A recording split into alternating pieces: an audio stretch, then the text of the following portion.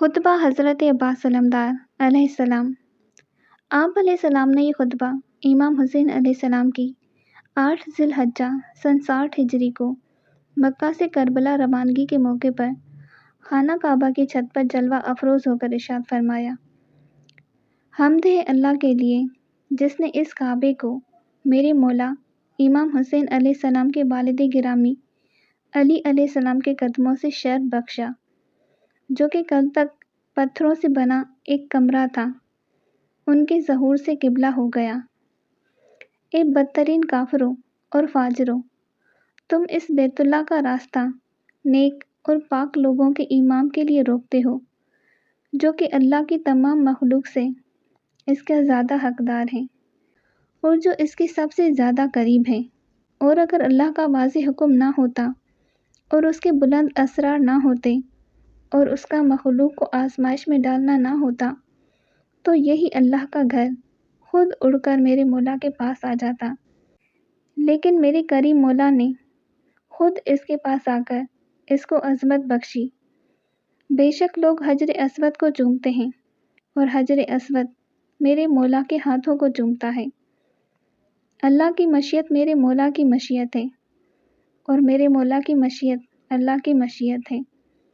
خدا کی قسم، اگر ایسا نہ ہوتا تو میں تم پر اس طرح حملہ کرتا جیسے کہ عقاب غضبناک ہو کر اڑتا ہوا چڑیوں پر حملہ کرتا ہے اور تم کو چیر پھاڑ دیتا۔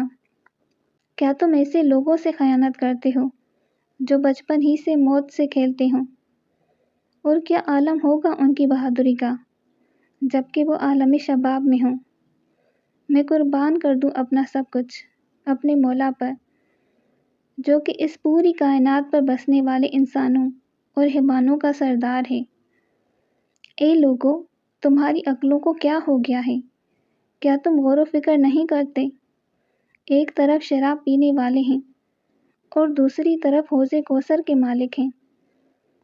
ایک طرف وہ ہیں جن کا گھر لہو لہب اور سارے جہاں کی نجاستوں کی آماج گاہ ہے، اور دوسری طرف پاکیزگی کے جہاں اور آیات قرآنیہ ہیں، اور وہ گھر جس میں وحی اور قرآن ہے، اور تم اسی غلطی میں پڑ گئے ہو جس میں قریش پڑے تھے، کیونکہ انہوں نے رسول اللہ کو قتل کرنے کا ارادہ کیا تھا اور تم اپنے نبی کے نواسے کو قتل کرنے کا ارادہ کر رہے ہو۔